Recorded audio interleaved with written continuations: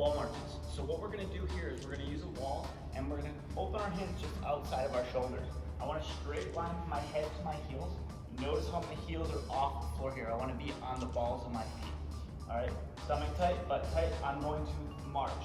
Notice how my toes stay up as I march. I don't want my toes to sag, just like that. Also take a look at my knee. I want to make sure that I'm trying to extend my knee. I don't want to be bending at the knee as I march through.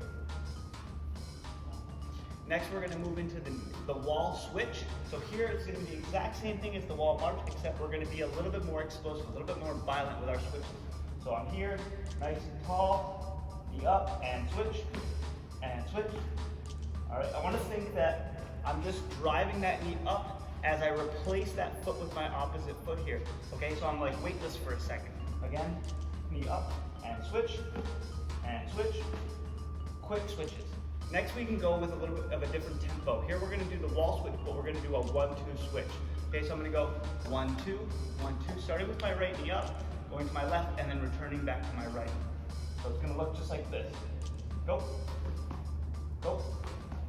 Moving away from the wall, now we're going to use a super band. Okay, so the thicker the super band, the easier the exercise is. I want to think that this is exactly the same thing we just did on the wall, but now we're going to be partially supported by the band here. Putting the band away, I want to lean forward a little bit so that band is supporting me. Okay, I want a straight line from my head to my heels, okay, and I'm just going to march. Moving on, now we have the next tempo. It's just going to be the faster switch.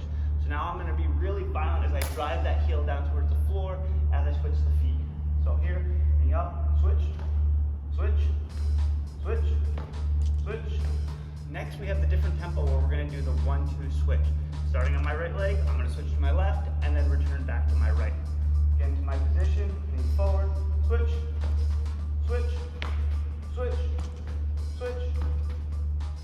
So now that we're moving away from our supports, the wall and the super band, we're going to look at our unsupported exercises.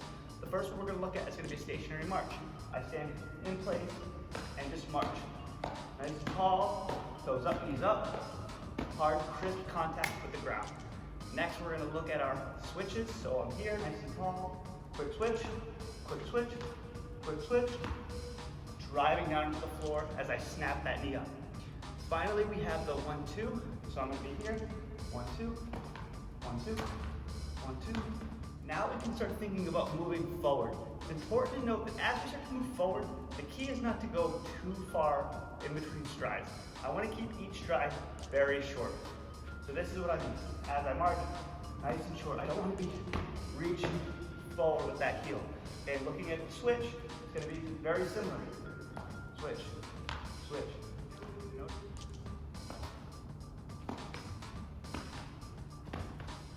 Keeping the toes up, knees up. Now let's look at some of our sprinting drill progressions. Starting in the half kneeling position, we're going to get good arm actions, lean forward so our weight is on our front foot. When we're ready, we're going to take off. Now notice here the sprinter, as they get into the starting position, their body weight never shifts backwards. It's always moving towards the finish line. For some athletes, the half kneeling position has too much of a strength component, so we're going to have to transition to a 2-point start. So with the 2-point start, the first thing we want to teach is going to be the starting swivel, or the L swivel. So we put our feet together, swivel out with the heel, and then swivel back with the toes. Once we have that position, we're going to do the exact same thing we did with the half kneeling. We're going to shift all of our body weight forward and actually bring our body mass down. Watch how the athlete brings his body weight down. Shifting forward, he takes off. It's important to notice that the momentum is always moving forward. There isn't a false step backwards propelling off that back foot. The momentum is always moving towards the finish line. Next, we move into our ball drop. So this is our reactive non-competitive sprint exercise. So here, the athletes are going to get into their sprinting positions. We're going to hold the tennis ball over the height of our shoulders, standing between 5 and 10 yards away from the athlete.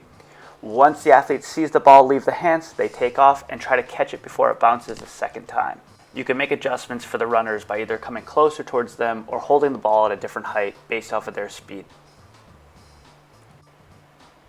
Next, we move on to our partner chase, another reactive drill. This time, we're going to add a competitive component. Having the athletes lie down on their stomach so one athlete's head is in line with the other athlete's heel. The athlete who is in front is going to initiate the drill. He will turn around and ask the other athlete, "Are you ready?" Once he gets confirmation, he will start the exercise. Once the athlete in the back gets the signal that it's time to go, he's going to chase the other athlete and try to race to the finish line. Because the athlete in red is much faster than the athlete in blue, we would have the athlete in blue set up so he's starting a little bit closer towards the athlete in red's shoulders, making a more competitive race. Finally, let's talk about time sprints. So whether 10-yard sprints or flying 10 sprints, we like to time our athletes to make sure that they're staying competitive.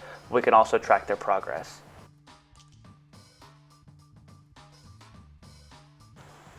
Flying 10-yard sprints, we're going to allow the athlete to run for an untimed 10-yard buffer. Once they hit the 10-yard line, the timer starts and they are timed from the 10-yard until the 20-yard. Here we're able to time the athletes at higher speeds.